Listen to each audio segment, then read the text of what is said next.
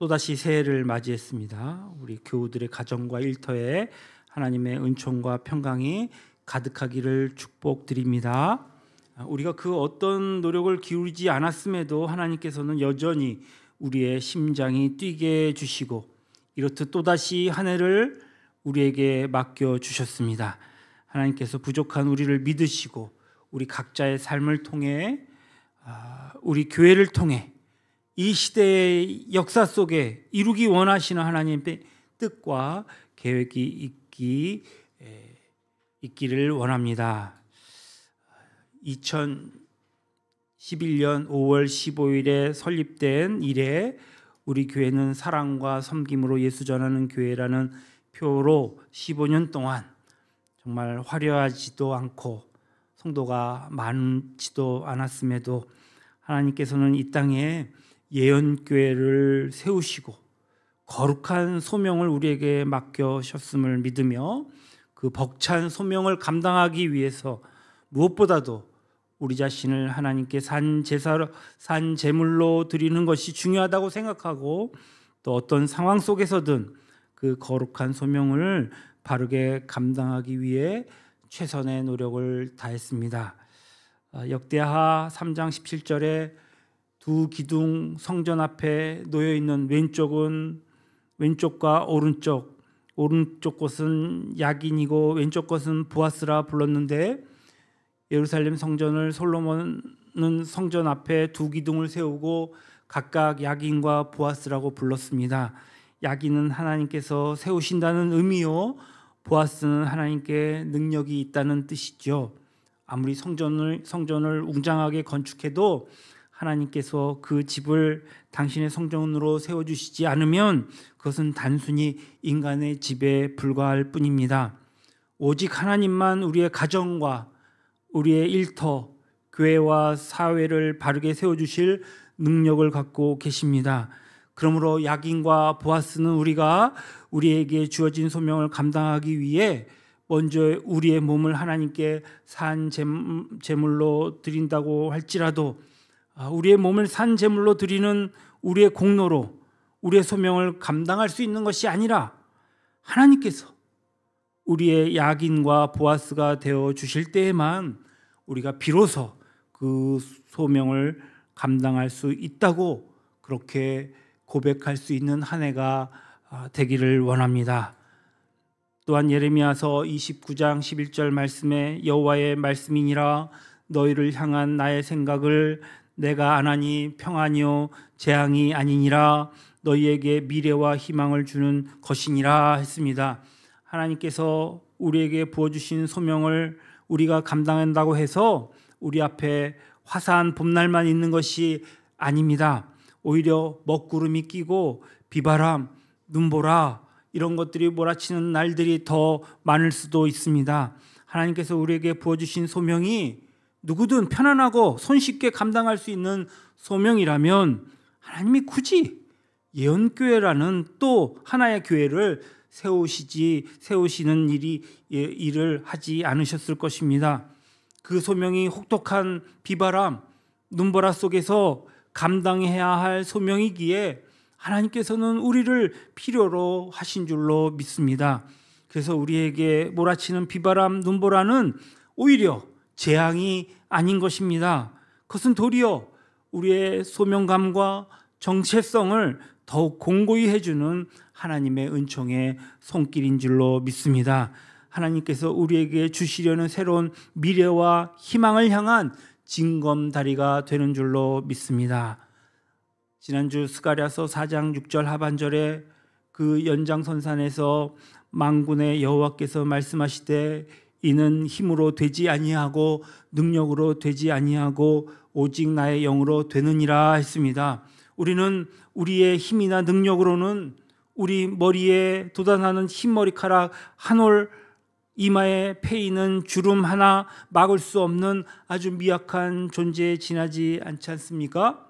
그러나 천지를 창조하신 하나님의 영이신 하나님 성령님께서 이 모든 외풍과 외압으로부터 우리를 지켜주시고 우리가 우리에게 부여된 사명을 바르게 감당할 수 있도록 우리를 인도해 주시고 또 책임져 주시는 줄로 믿습니다. 이처럼 하나님께서 당신의 말씀으로 우리를 가다듬어 주시면서 당신의 뜻을 위해 친히 세우신 예언 교회가 이 시대의 역사 속에 아름다운 교회로 견고히 뿌리 내릴 수 있게끔 필요하신 은총을 아낌없이 부어주셨고 또 부어주실 것이라 믿습니다. 그리고 우리가 이제 우리의 눈을 들어 동서남북을 바라보며 하나님의 사랑과 생명을 세상으로 흘려보내는 하나님의 아름다운 통로가 되게끔 우리를 키워주시기를 원합니다. 우리의 자녀들이, 우리의 후손들이, 우리의 후배들이 이런 길을 여는 귀한 하나님의 도구 되기를 원합니다. 하나님의 사랑과 생명을 세상으로 흘려보내는 통로가 된다는 것은 우리가 하나님을 믿는 그리스도인으로서 함께 해야 할 사람들과 희노애락을 함께하는 것을 의미하는 것입니다. 오늘 로마서 12장 15절에 함께 즐거워하는 자들과 함께 즐거워하고 우는 자들과 함께 울라, 우리가 함께 할 사람들과 희노애락을 함께하는 것, 이것은 선택사항이 아닙니다. 이것은 하나님의 명령인 것입니다. 율법사가 예수님께 가장 큰 계명이 무엇냐고 물었지 않겠습니까? 예수님께서 뭐라 대답하셨습니까? 하나님을 사랑하고 이웃을 사랑하라 하셨습니다. 즉 사람과 사랑하라고 대답하시지 않았습니까? 그것이 성경의 핵심입니다. 하나님 사랑과 사람 사랑이라는 이 두 기둥 위에 성경이라는 집이 지어진 것입니다.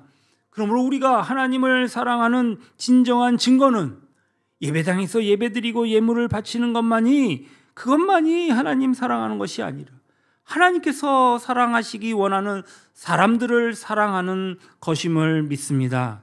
그 사람들과 함께 우리의 삶을 나누는 것임을 믿습니다.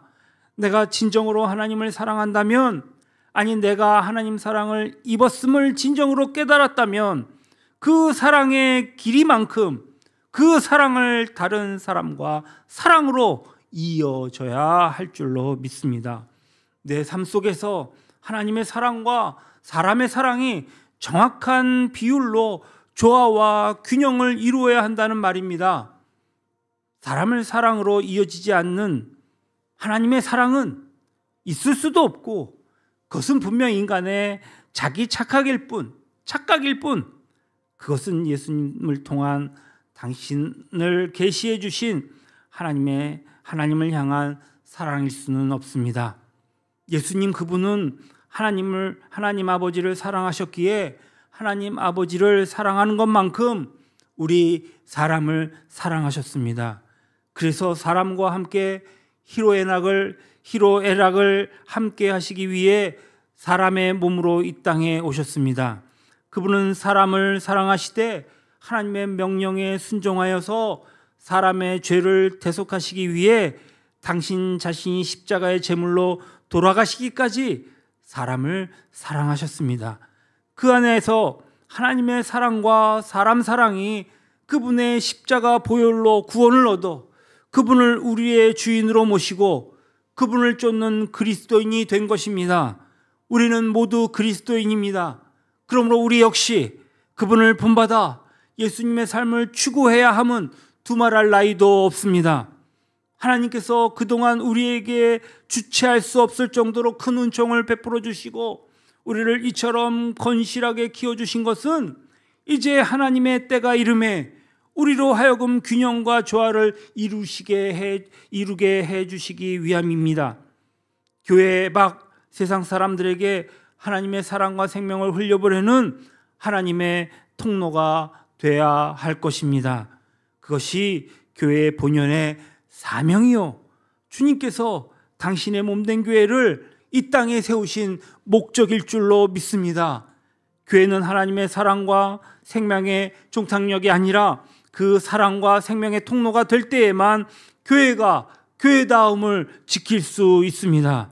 그러므로 우리 모두 2025년을 이 기점으로 하나님의 사랑과 생명을 세상에 흘려보내는 하나님의 온전한 통로가 되기 위해 우리의 허리띠를 다시 한번 동요매야 하겠습니다. 하나님의 사랑과 생명이 흘러가는 곳으로 흘러가게 하기 위해서 우리가 함께 해야 할 사람들과 희노애락을 함께 하기 위해 우리는 최선을 다해야 하겠습니다. 그동안 우리가 우리의 노력과 우리의 힘으로 함께 해야 할 사람들과 희노애락을 함께 애썼다면 이제 우리는 세상의 자선기관이나 구호단체와 별로 구별되지 않을 것입니다. 우리가 하나님의 사랑과 생명의 통로가 되고 함께 해야 할 사람들과 함께하는 이유는 오직 하나, 그것이 하나님의 뜻이고 또 우리가 하나님의 뜻을 이룰 수 있도록 주님께서 친히 우리와 함께하고 계시기 때문임을 믿습니다. 죽음을 깨뜨리시고 부활하신 주님께서 승천하시기 전에 오늘 마태복음 28장 20절에 뭐라고 약속하십니까? 볼지어다 내가 세상 끝날까지 너희와 항상 함께 있으리라 했습니다. 우리가 아무리 보잘것없는 존재라도, 우리가 아무리 하찮은 인간이라도 주님께서는 당신의 핏값으로 사신 우리와 언제나 함께 하고 계실 줄로 믿습니다. 우리가 주님을 본받아 살 수 있도록, 우리가 주님처럼 삶의 사랑을 추구할 수 있도록, 우리의 삶이 그리스도의 조화와 균형을 이룰 수 있도록 우리를 도우시고 또 바르게 인도해 주시기를 원합니다. 그러기 위하여 우리를 이 자리에 불러주셨습니다. 이처럼 우리는 우리와 함께하고 계시는 주님 안에서 하나님의 사랑과 생명을 세상에 흘려보내는 하나님의 통로가 되고 함께해야 할 사람과 희로애락을 같이 함께하며 사랑을 빙자하여 불의나 거짓과 타협할 수도 없고 이 사람과 함께한다는 명분으로 저 사람을 해칠 수도 없을 것입니다. 우리의 사랑, 사람을 사랑하는 그 토대는 하나님 사랑이기에 우리는 그 누구보다도 정의로워야 합니다. 하나님의 정의 위에 선 사람만 사람을 바르게 사랑할 수 있습니다. 우리가 하나님의 사랑과 생명을 세상에 흘려보내는 하나님의 통로가 되고 함께 해야 할 사람과 희로애락을 함께 하기 위해서는 우리의 것 중 무엇을, 그것이 무엇이든 희생하지 않으면 안 됩니다. 희생이 없이 누군가를 사랑하고 희생 없이 하나님의 사랑과 생명을 흘려보내는 하나님의 통로가 되겠다는 것은 정말 뒷동산에 오르는 수고를 꺼려하는 사람이 나는 에베레스트 산을 정복할 거야 이렇게 생각하는 것처럼 부질없는 짓입니다. 사랑의 텃밭은 분명히 희생에 있습니다. 사랑은 희생을 먹고 피는 꽃입니다. 그러나 그 희생보다 더 값진 것은 없습니다. 그것은 세상 끝날까지 우리와 함께 하리라는 약속해 주신 그 주님께서 정말 우리와 함께하고 계심을 우리의 삶으로 직접 확인할 수 있는 가장 확실한 길일 것입니다. 내가 나의 무언가를 희생하면서 하나님의 사랑과 생명을 흘려보내는 하나님의 통로가 되므로 누군가의 인생이 새로워지고 내가 누군가와 주님 안에서 희로애락을 함께 나누기 위해 나를 희생함으로 무너진 그의 가정이 수축된다면, 재건된다면 그것이야말로 주님께서 나와 함께하고 계시다는 가장 확실한 증거가 아니겠습니까? 그래서 사람을 사랑하는 사람이 또 다른 사람을 사랑하는 법입니다.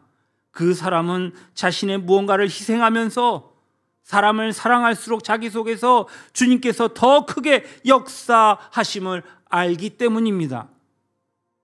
오늘 2025년 새해 첫날 첫 시간, 사랑하는 교우 여러분, 우리를 믿으시고 우리에게 또다시 한 해를 맡겨주신 하나님께 감사드립시다. 그리고 우리 모두 2025년을 우리의 삶 속에서 조화와 균형을 이루기 시작하는 원년으로 삼으십시다. 우리 모두 함께해야 할 가족 공동체와 희로애락을 함께 나누십시다. 함께해야 할 일터 공동체로 희로애락을 함께 나누십시다. 함께해야 할 신앙 공동체와 희로애락을 함께 나누십시다. 하나님의 사랑과 생명이 우리 삶을 통해 이 세상 구석구석까지 흘러가게 합시다. 그 사랑의 삶을 위해 하나님의 정의 위에 굳게 서서 우리의 것을 기꺼이 희생하십시다. 그때 우리는 하나님의 사랑과 사람의 사랑의 예수 은혜를 우리의 삶으로 구현하는 품격 있는 그리스도인이 될 것입니다. 주님께서 보잘것없는 우리를 통해 무사람을 살리시고 또 반드시 이 시대를 새롭게 하실 것입니다. 우리 바로 젊은 세대를 통하여 그렇게 이루어 주실 것입니다. 바로 그 일을 위해 주님께서 지금 저와 여러분과 함께하고 계심을 믿습니다. 이 한 해 주님, 제가 여기 있습니다. 나를 써주십시오. 그렇게 고백하는 저와 여러분 되시길 주님의 이름으로 축원합니다.